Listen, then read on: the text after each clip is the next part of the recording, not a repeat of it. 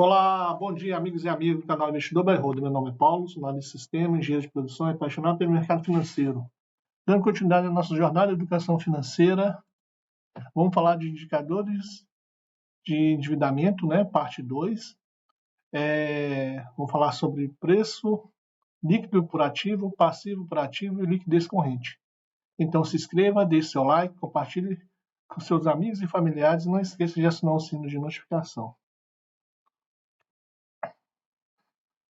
Preço líquido, né, por ativos, também conhecido como índice de alavancagem financeira, é um indicador utilizado para analisar a estrutura do capital de uma empresa.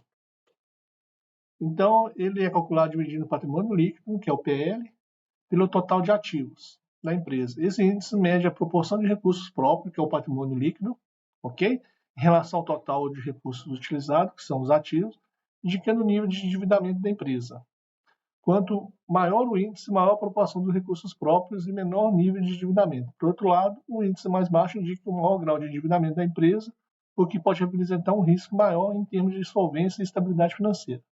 O índice preço líquido, né, por ativos é uma métrica que fornece insights sobre a estrutura de capital de uma empresa e seu nível de endividamento. Aqui eu deixei a fonte do Status Invest. Eu entrei e peguei dos bancos, né, referente aos 4 grandes bancos, não é uma indicação de compra nem de venda, ok? Então a gente vê aqui que tem menor nível de alavancagem aqui, é o Itaú, seguido pelo Banco do Brasil, né, Bradesco, e o que está mais um pouco mais alavancado é o Santander. Mas esse aqui é um nível bem, a gente avalia que é bem saudável e bem próximo do que eles já trabalham, né? Não é um valor tão relevante.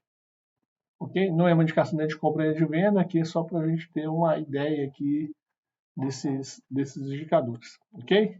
Então aqui, né, já como comentamos, né, como que interpretar? O índice baixo indica que a empresa possui um alto nível de endividamento, né, em relação aos recursos próprios. Isso pode sugerir que a empresa depende fortemente de financiamentos externos, como empréstimos bancários ou emissão de títulos de dívida. Nesse caso, a empresa pode enfrentar maior risco de insolvência e dificuldades em hora de honrar suas obrigações financeiras. O índice alto sugere que a empresa possui proporção significativa de recursos próprios em relação aos ativos totais. Eles indicam menor dependência de financiamento externo e uma posição financeira mais sólida. A empresa pode ter maior capacidade para enfrentar períodos de estabilidades econômicas e menos provável que enfrente problemas de liquidez. Ok? Comparação entre as empresas do mesmo setor é importante considerar o índice, né, patrimônio líquido por ativos em comparação às outras empresas do mesmo setor. Isso permite avaliar se a estrutura de capital da empresa está na linha com as práticas do setor ou se está divergindo significativamente. Né? Uma análise comparativa ajuda a identificar possíveis vantagens competitivas ou desafios que a empresa pode enfrentar em relação ao seu nível de endividamento. Então, voltando aqui rapidamente, né? Aqui estão todos muito próximos, né, os valores de endividamento. Então, eles, né, não tem muita... Se for comparar aqui, uma discrepância entre os 4 grandes bancos. Ok? Então, aqui outro ponto aqui que, né, acompanhando, né, a evolução do índice ao longo do tempo, nós fizemos ali, né, é essencial para entender a gestão financeira da empresa. Um aumento consistente do índice pode indicar que a empresa está aumentando sua base de capital próprio, reduzindo sua dependência de financiamento externo, que é positivo. Por outro lado, uma tendência decrescente pode sinalizar um aumento de endividamento e a necessidade de monitorar de perto a saúde financeira da empresa. A interpretação do índice, né, PL por ativo envolve analisar o risco de endividamento da empresa em relação aos recursos próprios e compará-los, né, com o setor de evolução ao longo do tempo. Isso ajuda a entender a estrutura de capital da empresa, sua solvência e a capacidade de enfrentar risco financeiro. Quando o índice de PL por ativos é maior, né, indica que a empresa possui uma base financeira mais sólida e uma menor dependência de dívidas para financiar suas operações. Isso pode proporcionar maior estabilidade financeira, uma vez que a empresa tem mais recursos próximos para lidar com os desafios e enfrentar períodos de estabilidade econômica. Vamos para o próximo aqui, que é passivo por ativos, né? Todos eles também muito próximos, né? Os 4 grandes bancos. Então, isso aqui são pontos interessantes, né? Todo também no Status Invest. Indicador de passivo por ativo, também conhecido como índice de endividamento, também tudo aqui é referente a endividamento. É um indicador que mede a proporção dos passivos de uma empresa em relação ao total de ativos. Ele é calculado dividindo o total de passivos pelo total de ativos da empresa. Esse índice é utilizado para avaliar o nível de endividamento de uma empresa e sua capacidade de honrar suas obrigações financeiras. Quanto maior o índice passivos por ativo, maior é a proporção de dívidas. em relação aos ativos que indicam um maior grau de endividamento. Então está aqui quase 1.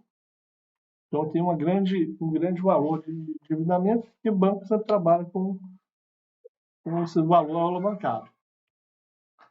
Então, a interpretação de índices passivos por ativos pode variar de acordo com o setor da empresa e a natureza de suas operações.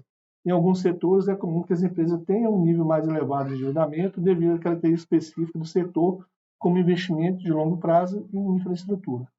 No entanto, um índice muito alto pode indicar que maior risco de insolvência e dificuldades financeiras, e, por outro lado, o índice baixo pode indicar que uma empresa menos dependente do financiamento externo em uma posição financeira mais sólida.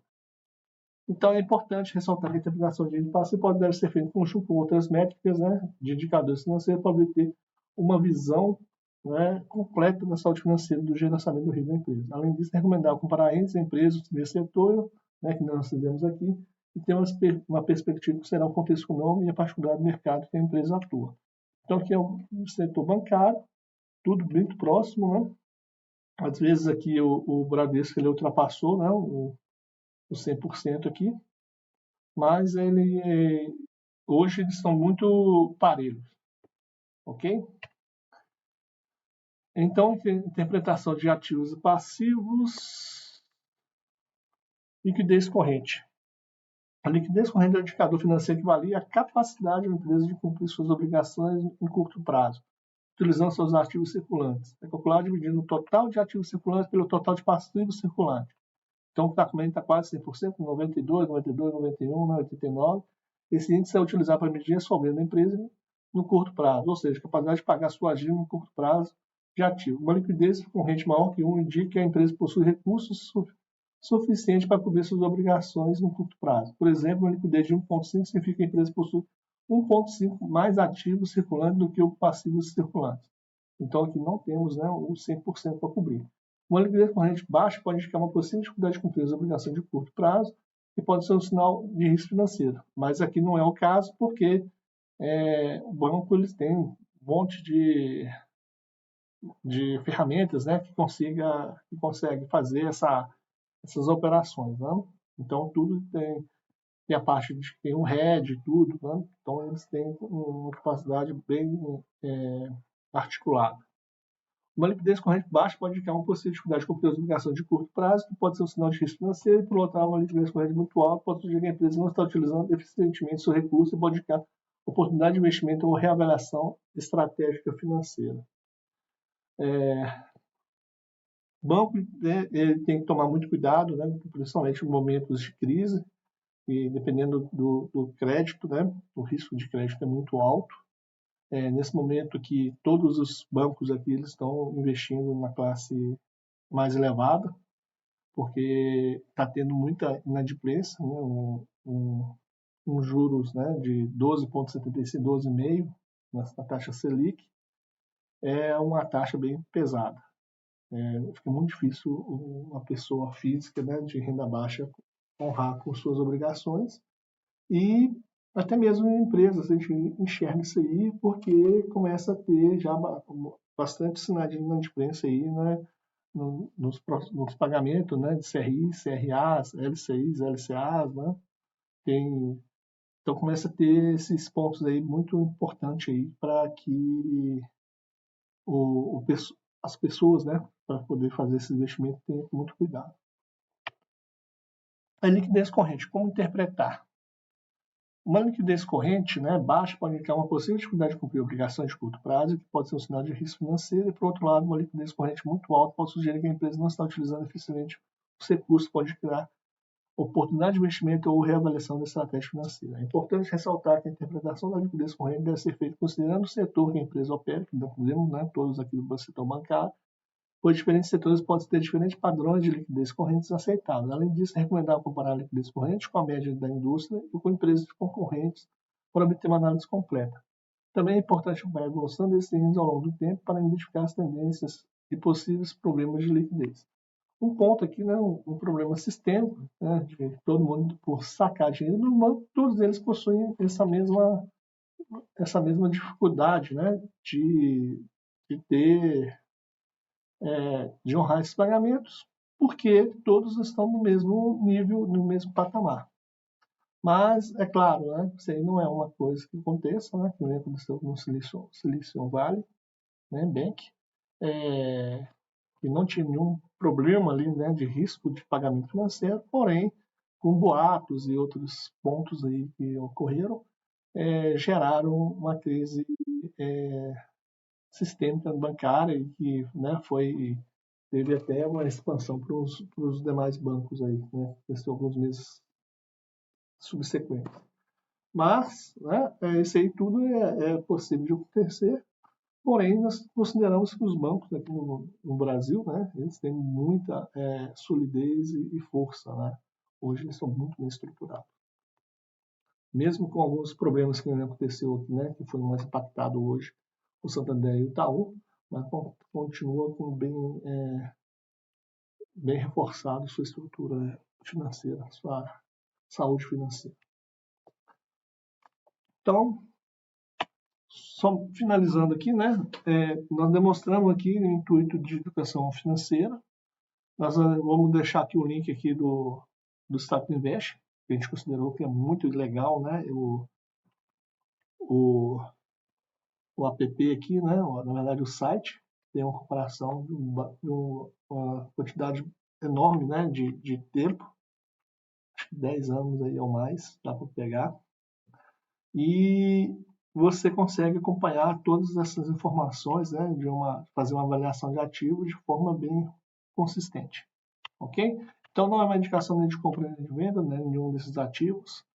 Cabe você fazer as análises conforme nós estamos repassando aqui os indicadores.